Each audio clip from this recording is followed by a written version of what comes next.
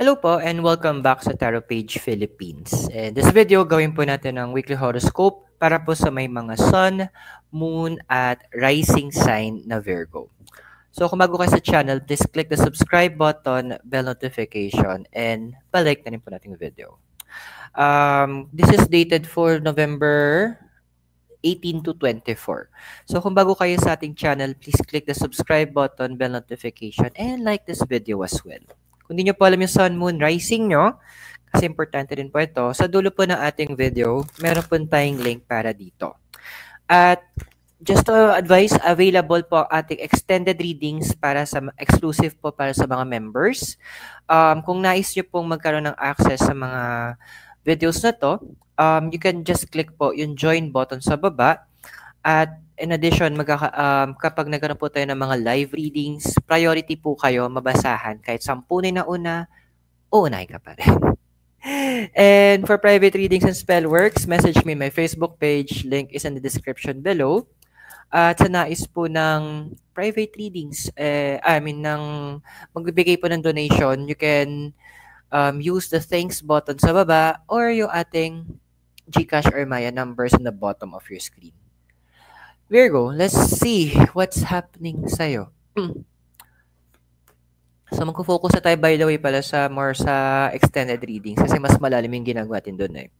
So, what I have here, your card is the Page of Pentacles tsaka Sad Embrace. Alam mo, Virgo, sometimes isolation talaga is very important. Alam mo yung tipong kailangan mo talaga minsan ng yung sinasabi lang recharge ng social battery.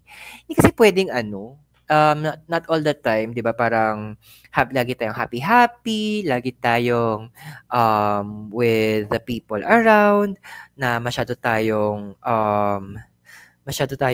indulge sa connection natin with all the people around us kasi at the end of the day, meron ka ding importanteng kailangan bigyan na atensyon, na connection. And it's a rare thing na ginagawa kasi ng mga tao yon. So, that's called the intrapersonal relationship. Ano nga ba to? So, ito yung connection mo with yourself. Ito yung how you treat yourself, paano mo inaalagaan. And that is your personal relationship sa sarili mo. Diba? How deep mo ba kakilala yung sarili mo? Andun ba na kapag nagkaroon ka ba ng conversation sa sarili mo, masabi mo na 100% alam mo yung gusto mo deep inside? So, yun yung dun ka dinadrive ng universe ngayon eh. Lalo na with the Sad Embrace. Ang dami sa inyo kasi nagkakaroon na ng thinking na, wait lang, ang dami kong gustong, may mga gusto kong gawin or may mga gusto kong bigyang atensyon na para sa sarili ko. May mga gusto kong bigyan na, parang sabihin natin, yung healing the inner child. Yung tipong, sige, sikasuhin ko naman yung sarili ko, bigyan ko naman ng pagkakataon na maging masaya yung younger self ko. That's good. Tama siya.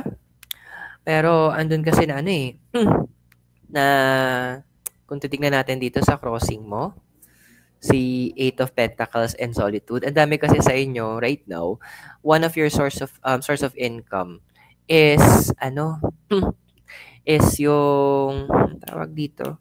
Really talk to people, yung kailangan makikipag-usap ka. Kaya nga naka-reverse yung Solitude. Kaya siguro ang hirap din, no? Kaya nadidrain ka yung social battery mo from time to time kasi hindi mo alam paano ibabalance itong part na to. Hindi mo sure, parang kasi kahit gusto ko mag-isolate, may mga kailangan akong bills na bayaran, may mga responsibilities ako na involves na kailangan kong pangit ang term ko, makipagplastikan sa mga tao. Then limit, sabi nga nung dito, ng Eight of Pentacles, i-limit mo din kasi. Hindi naman all the time kailangan available ka 24/7 for everyone. Give yourself then the chance na to say no. Andoon na minsan kailangan maging tayo. Parang sorry, sarado po ang tindahan. na sorry, hindi po pwede munang may pumasok because under maintenance. And sabi nga nung cards, hindi mo naman responsibility na explain sa kanila bakit ka tumatanggi. At the end of the day, you have the right to say no. Yun yung gusto ipala sa'yo ng cards. May karapatan ka na tumanggi. May karapatan ka na sabihin na hindi pwede. Kasi hindi naman sa ating pagkakataon dapat ginagawa mong available yung sarili mo for others. Sila ba ganon? It's a good question, di ba? At may nakakatawa, bakit lumalabas ito yung about your background and your family na naman? Na, so sino, ano tawag dito? Andun yung point na, hindi ko alam naman problema ng kamag-anak mo to sa'yo. Bakit kailangan na daming napupuna? Ang nakakaloka, imbes na idiretso sa'yo yung napupuna, bakit kailangan i-chika pa sa iba? Bakit kailangan na kumbaga parang ano to, laglagan para lang magmukha sila mabango, maghahanap sila ng baho ng iba para yun yung gagamitin nila na parang leverage na para magmukha silang righteous. Ang sakit sa bangs. Itong kamag-anak mo to. Ito yung mga kamag-anak na ano Ang sarap gawing fertilizer sa lupa. Sa totoo lang.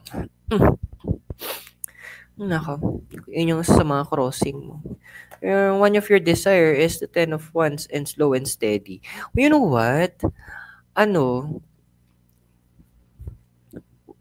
Best revenge talaga yung pinakamagandang pagganti is ipamumukha mo sa kanila yung pag mali sila sa mga pinagsasabi nila. Yung tipong kaya sabi nila, ay naku, walang mararating yan si Virgo, blah, blah, blah. Tapos makita nila parang, ay bakit umaangat si Virgo? Bakit andoon na nagiging, in your own way of definition of success, bakit nagiging successful yung life ni Virgo? Diba? Napahiya sila. Kasi, dito ang gusto ko and for those who are in the business din, ang ganda nung mindset nyo na okay lang na konti muna yung kinikita ko kasi nagbi-build ako ng proper relationship, ng proper connection. Kumbaga, nagbi-build ka ng community mo of loyal customers. So, that's a good thing. Kumbaga, it's a positive approach na ginagawa mo. Na hindi kasi nila, yun yung hindi magets nung kamag-anak mo na for the kuda. Minsan sarap nilang talaga, busalan sa bibig. Well, slow and steady, sinasabi literal, take it slow and steady. Pero it's just you will still gain momentum habang tumatagal. Mas aabot ka sa punto na, next thing you know, imbes na, example, next thing you know, sabihin, ang binibenta mo or ang output mo in a day, sabihin, 2. Next time, magiging 4 na, 5, magiging 7. Still progress. Now, your foundation is the Page of Cups and Balancing Act. Minsan, sorry sa term ha, Libra, minsan hirap talaga maging plastic, no? Yung in a way na, yung pagiging plastic na nakangiti, everything's fine. Pero deep inside, sakit. Alam mo, tapos na yung, dapat tapusin mo na yung era na nagpe-pretend ka or pinaplastic mo yung sarili mo mismo na okay ka lang. Hindi dapat ganun if you're not okay, it's abing isang quote, it's okay not to be okay. Okay lang na hindi ka maging okay kasi kung yun naman talaga naramdaman mo, then bakit mo i-deny? Paalala lang na your emotions, they are valid. Masyado mo nga nang kinikip yung mga emotions mo na dapat sinasabi mo yan, dapat binibigyan mo ng chance na mailabas mo talaga yung nararamdaman mo. Pero andun kasi na you feel that you need to be strong for a lot of people. So, ang ending, ayun, may pagod factor na ang lola mo. May pagod factor ka na. So, it's time naman na medyo i-put into balance natin yon. Kaya nga sabi ng balance, yun yung sinasabi ng balancing act sa'yo eh.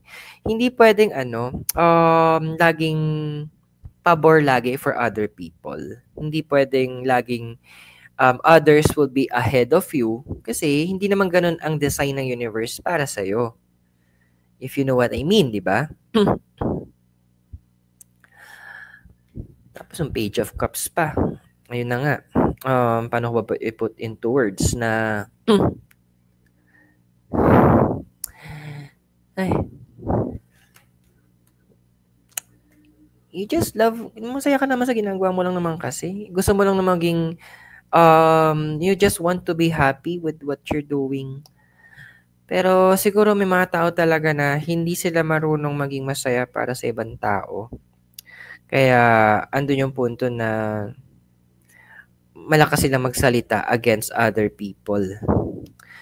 Kaya nakakapikon minsan mga self-righteous na kamag-anak, sakit niya sa bangs, promise.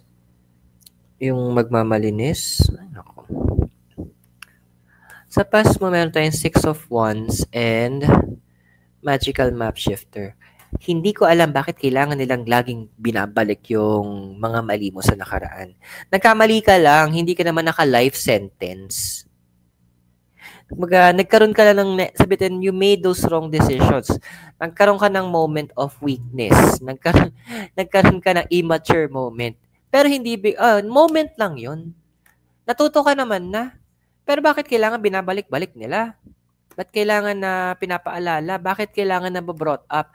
Yung kahit hindi sabihin, yung mga tamang tinginan, yung mga tamang pag yung bilang tatahimik about this certain topic, tapos alam mong ikaw yung pinopertain. Bakit? Anong purpose nila? Anong dahilan nila? Anong drama nila sa buhay? Hindi pa rin ba, sila ba ang hindi makamove on? Sila ba yung sila ba yung, sila ba yung judge? Nakakaloka. So, yeah, with the Magical Map Shifter, natutunan mo naman kung ano yung mga do's and don'ts. Kumbaga nagkaroon ka ng idea na hindi naman hindi mo kailangan i-pressure sarili mo na maging perfect. At just cards are just reminding na tao ka. At some point, magkakamali ka. Pero hindi ibig sabihin nun, katapusan na ng mundo para sa'yo. Hindi ibig sabihin nun, wala ka ng kwenta. We could always learn from our mistakes. Pwede pa rin tayo matuto sa mga pagkakamali natin. Pero may mga tao talaga na pipilitin na lang ibalik yung mga bagay na dapat na nakabauna sa nakaraan. Well, with your possible future na ikaw, meron tayo ditong 9 of Wands tsaka si Compass. Well, sacrificing your connection with people na hindi ka naman sinusupport, walang problema doon. Kasi, bakit ka magkikip ng mga tao na na ang purpose lang is to be negative, na ang drama lang, ang hanas lang sa buhay, maghanap lagi ng butas sa buhay ng ibang tao. There's no rule na sinasabi na kapag na dapat laging ginagawa natin lagi nating pinagbibigyan ang iba. Kasi sabi nga nung isang quote nung nasa high school yata ka nun, once is enough, two is too much, three, it's a poison that will kill you. So wag natin paabutin doon kasi kung aabot tayo sa point na parang pinipilit natin intindihin kung saan sila nanggagaling, inibigyan natin, enable mo lang sila na parang, sige, tuloy nyo lang ginagawa nyo. Parang, okay lang sa akin na hindi ako nare-respeto. No, that's not how things go. Talagang, with the card of the compass talaga, ando na yung point na gigets mo na your past does not dictate kung sinong pwedeng maging ikaw. Nakatulong lang yun para mas maintindihan mo kung ano yung mga bagay na dapat mong iwasan moving forward. At it helps you to understand na, nagkamali na ako dito. So, hindi ko na ulitin. Ito yung ginawa ko nun, or ito yung sinabi ko. Ito yung hindi ko ginawa, or hindi ko sinabi. So, hindi ko na ulitin. Sometimes the universe uses our past to give us an example of what to do and what not to do.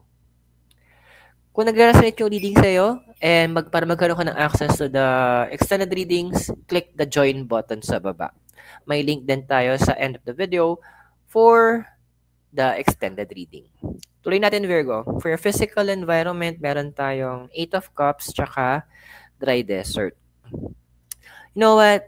Even in the desert kasi, meron din tinatawag na oasis. It is a place na kung saan mababa siya enough para magkaroon ng mga tubig.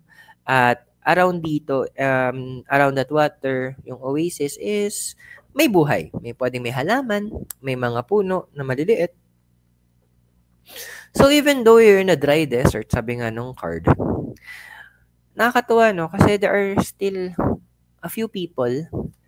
Ang nakaloka nga, yung few people na to, ito yung mga hindi mo inaasahan kasi before, hindi naman naging maganda yung relationship nyo before or communication nyo. Pero ngayon, alam nyo kasi yung nagkaintindihan na kayo kung ano yung boundaries ng bawat isa. So, ando na, you know how to support one another. Alam nyo pa paano bigyan ng tamang atensyon, bigyan ng tamang respect yung boundaries ng bawat isa. So, yep, there will be a lot of time. May mga darating pang ganito according to the card. May mga ibibigay pa yung universe ng mga gantong klaseng tao. So, just sabi ng cards is, just wait and see. Kasi, nakakatuwa na the universe will provide people pa na kaya nilang maniwala sa capacity mo, na kaya nilang maintindihan or naintindihan nila na ay ito si Virgo, magaling to in terms of this, forte niya yung ganito. So okay lang. Kaya nga okay lang iwanan mo na yung mga yan. Hanggang go. If the energy is not serving you properly, anday, uni-stress ka lang, dude. Sabi nga ni Ate Elsa mo, let it go na talaga. Okay, so meron tayo sa emotion environment mo is the sun and goblins. Well, medyo itatouch ng universe ang iba sa inyo in terms of your romance life. I'm seeing here na possibility na some of you might, pwedeng magkaroon ng moment na parang mapapagod kayo sa inyong partner at andoon na i-give up nyo na. Well, others will just focus na, wala namang magandang nangyayari in terms of this. So, medyo lilihis muna ako ng landas at iba muna yung focus ko. There's no problem with that. No, sa mga yung mga sabitin singles naman, with this card, well, talagang magaan na muna tayo. Whitney Houston, learning to love yourself is the greatest love of all ang peg natin. Which is a good thing. Kasi, ibig sabihin nito, yung value mo is alam mo at talagang pagyayamanin mo to. And you won't let other people look down on you or gagawin nila na mababa yung magiging tingin nila sa'yo. Kasi at the end of the day, what you feel is also important. Now, let's check yung hopes and fears mo. Okay. So, we have here is si Page of Swords tsaka Rescue. Well, kahit na, alam mo yun, believe din ako sa'yo, no? Kahit na yung social battery mo talaga is andun sa point na drain ka na, hindi mo hinahayaan na mawala yung yung hindi mo bigyan ng tamang atensyon or tamang oras yung mga duties and responsibilities mo. And that is a good thing to do. Kasi hindi lahat ng tao naman responsible. And ito, with the hope kasi may mga gusto kang patunayan eh. This is for your own personal growth na parang gusto ko 'tong gawin kasi eto yung nakikita ko na makakapagbigay ng contentment for me. And you know what? Since hope siya na dun mo nilalagay yung hope mo, hindi ako masu-surprise that the universe will grant this very soon. Na andoon na kasi yun yung hope mo, eh. Where you place your heart, dun na yung mga manifestations natin, eh. So, go ahead, continue. Marami talagang medyo may mga magtataas ang kilay diyan kasi hindi nila matatanggap lang na nagagawa mo yung mga bagay na siguro hindi akala nila na or jinudge ka nila na hindi mo magagawa. So, let them be. Let them go ahead and judge you because at the end of the day, hanggang salita lang sila. Ang importante, alam mo sa sarili mo na you know your value. Na alam mo sa sarili mo na this is who you are and this is what you can do.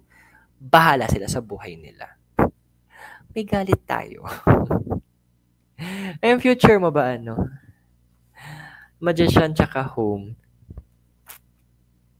Take this as a sign that some of you guys, medyo long term pa to na you will be able na makasecure talaga ng personal assets in terms of properties. Literal. Home. Moment mo naman siguro para mag-invest para sa sarili mo. I think, sabi ng card, it is time na medyo maging self-centered muna tayo. Kasi kailangan natin asikaso yung sarili natin. It's not all the time that other people should be your priority. Because at the end of the day, you have again the responsibility to take care of yourself. Which is, yun yung sasabi ni Pegasus. We have your friendship, freedom, and a wish to assist. It's very self-explanatory yung card kung titignan mo. Andoon na you need to give this to yourself. Alam mo sa sarili mo na you need to make some adjustments palayo doon sa mga taong to at ibigay mo to sa sarili mo. Say, responsibility mo yun. Take care of that intrapersonal relationship. Kasi walang ibang gagawa nun kundi ikaw. So I hope nakatulong po yung reading sa'yo. At tandaan, the readings are for guidance purposes. So use your free will wisely. So kung bago kayo sa channel, please click the subscribe button, bell notification, and give this video a like. At kung nais po mapalaman po ang ating extended readings, we have the cards already. I-click nyo lang po yung join button sa baba at magkakaroon po kayo ng access para dito. At sa nais po na for private reading Spellworks, message me in my Facebook page. Link is in the description below. At for those na gusto magbigay ng donation, you can use the thanks button or the Gcash Maya numbers on the bottom of the screen. So, Virgo, thank you so much. Maraming salamat. God bless. Namaste. Hare Krishna and blessed be. At naway magkita tayo soon enough. Mula po dito sa Latin at Benguet, kasama po ang Mikay Noodles. Have a great day. I'll see you po sa extended reading natin. Thank you.